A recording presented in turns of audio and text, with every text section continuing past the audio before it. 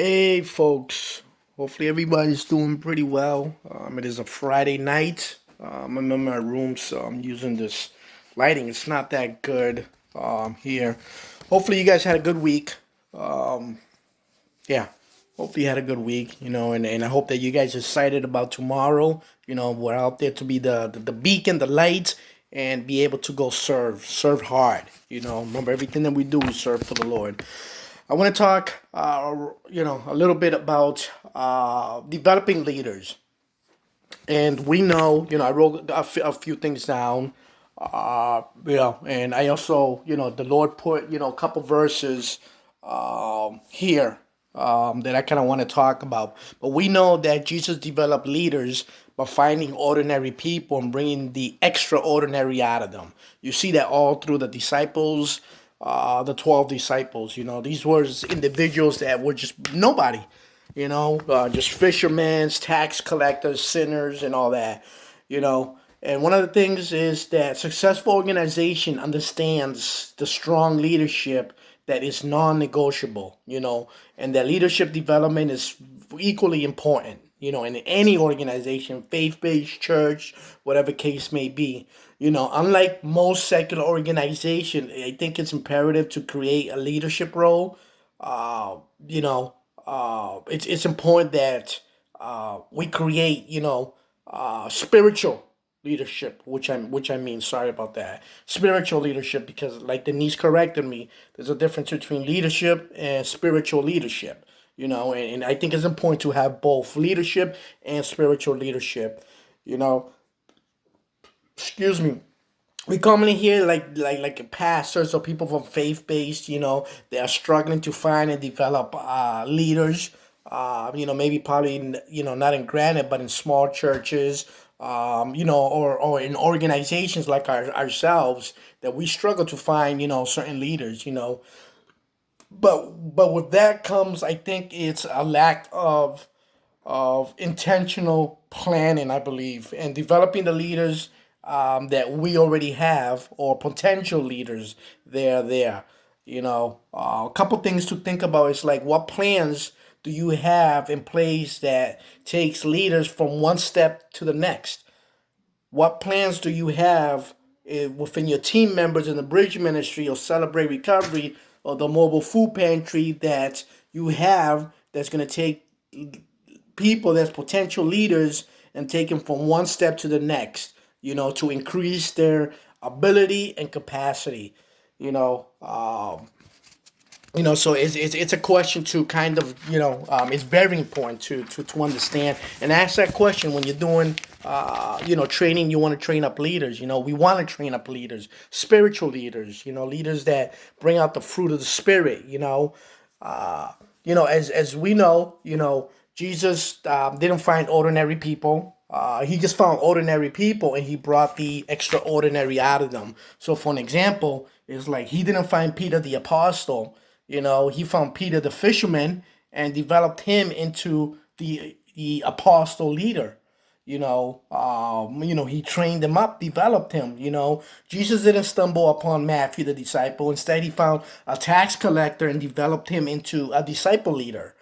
See where I'm going. There's nothing wrong with maybe looking outside or trying to find like an interview of hiring leaders or anything like that. But just remember that Jesus developed leaders by finding ordinary people, potential people, that potential, just ordinary people, and bringing out the extraordinary out of them.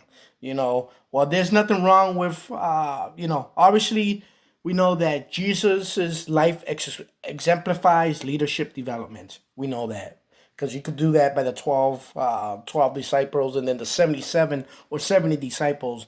The Apostle Paul echoes, and I'm going to read this out of, I have it here, Second Timothy. Where is it? Second Timothy, right here. Second Timothy. I'm going to read out of it here. It says here, verse Second Timothy chapter 2, verses 1 through 2 says here, "You then, my son, be strong in the grace that is Christ in Jesus, and these things you have heard me say, say in the presence of many witnesses, and trust reliable people who will also be qualified to teach each other. Remember that Timothy was a very young man.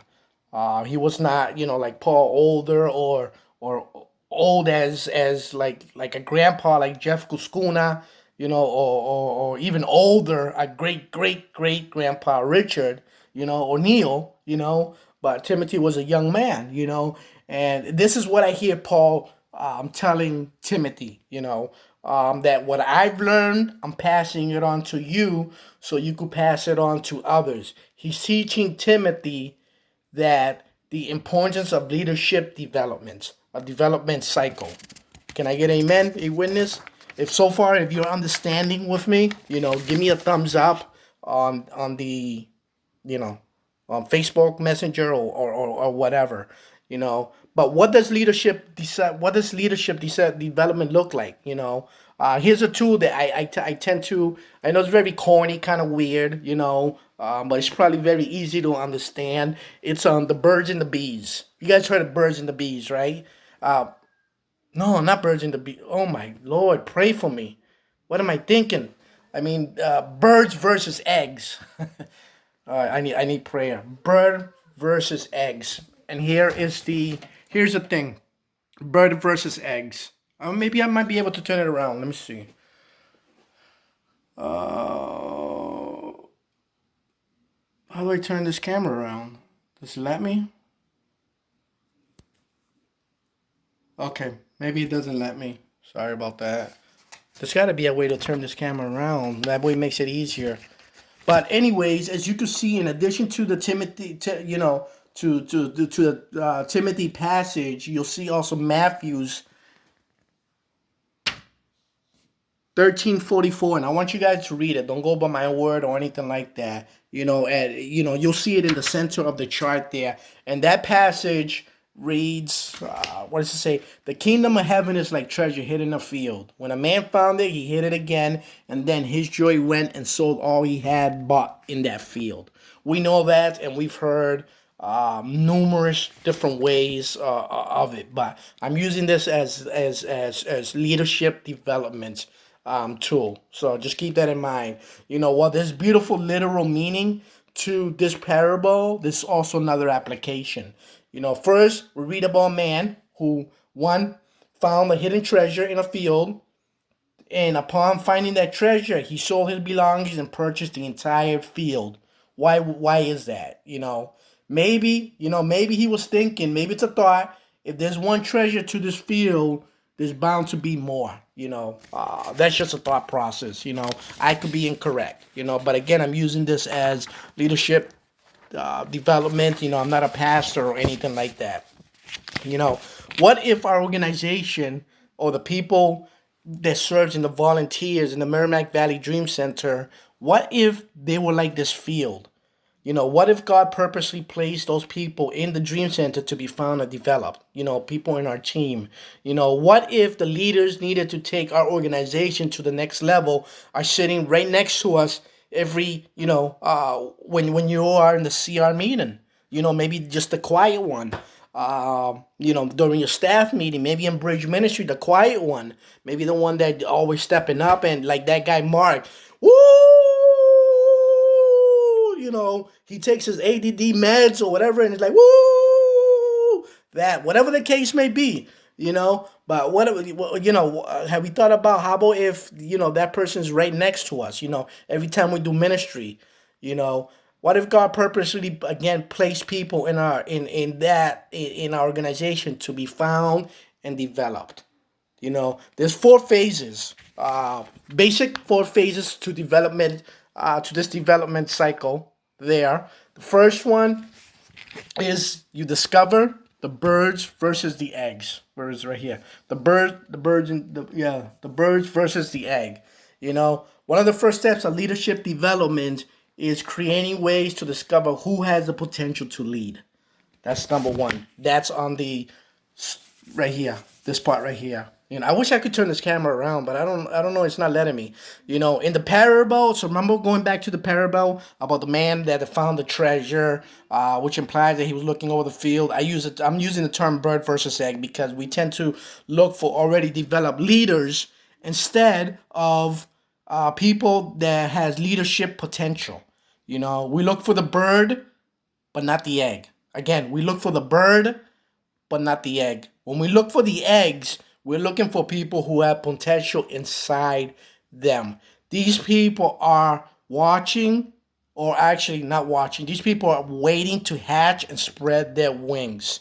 When we look for leadership potential, let's not look for the birds, but the eggs, because the eggs are the ones that are waiting to hatch and spread their wings. The second one would be over here from Discover Bird versus Egg. We're going to zoom it down all the way to relational investment. What does that mean, relational investment? So first is bird versus egg, then relational investment. In the parable, the man that sold what he had bought, what he had bought the field, developing leader required some people with potential and investing in them. What does that investment look like? Anytime we invest, relationally invest, or if you could call it excavate, whatever you want, we have to be willing to deal with the dirt, with people's dirt. As leaders, we must be willing to invest in people by helping them deal with their dirt. We all have it. I especially have it. The most of the most, the sinners of the sinners, I have it. I was even talking about birds and the bees. What's wrong with me at 40 years old? But we all have it. And grow, and as we grow into deeper, we grow deep. We'll learn, and we grow deeper. Walk with Christ. The next one would be this one here is monitoring. Mentoring. So it's like you're mentoring, you're polishing them. After discovering and investing in a new leader, we must help them shine. We polish the leaders by creating mentoring opportunities. Just mentor them, sponsor them. You know, and such as like when you do huddles, when you do the staff meeting CR, when you do the bridge ministries, one-on-one coaching, formal coaching, all that. That's what's mentoring. You polish them. The other one is from polishing, then it moves over to up here, release them, and intentional. Finally, we can't forget that the cycle is ongoing. We don't stop. It's a journey. It's like a revolving door. When we go on to the next, we must be intentional about teaching new leaders the importance of giving back, and being very committed and involved in the Dream Center where the potential was first discovered, which is the Dream Center. And then it becomes their mission to search for buried treasure, and that's helping other potential leaders with deal with their dirt and build them up to lead others. And again, that's how it goes. That's how when Jesus started with the 12 disciples. From 12 disciples, they went to some more, and then next thing you know, they had about 70 or maybe 77. I don't know. Look it up in the Bible. But where are you in the leadership development cycle? It's a question. To think about. I hope that this really did help. But just keep in mind that we need to develop leaders. We're not here to create followers, but we're here to create leaders, developers of Christ. Birds versus the eggs. You follow. You look for the egg instead of the bird because the egg is waiting to hatch. From there, you relationally invest in them, help them grow. Then from there you mentor them one-on-one, staff meeting, give them leadership books, whatever. But you start polishing them just like the Lord polishes us, and then from there we release them. And then they themselves will go and start working and look for other potential leaders and invest in their lives. Oh, I'm pointing wrong. And invest in their lives and in their dirt and polish them and do relational investing, polishing them, mentoring them, and release them into the field, into where they first, discovered their potential. And that's how we grow more leaders. And then it goes back to discovering the birds and the eggs. So this is my leadership development circle, something very easy to hopefully to remember, but just keep in mind, we're here to create leaders, and those leaders will create leaders, and those leaders create leaders, and that's how the Merrimack Valley Dream Center will continue to grow. Can I get an amen? If you heard the whole thing, it's 15 minutes long, but, I hope that it touched your heart, your spirit, and you learned something out of it. God bless you guys. Peace.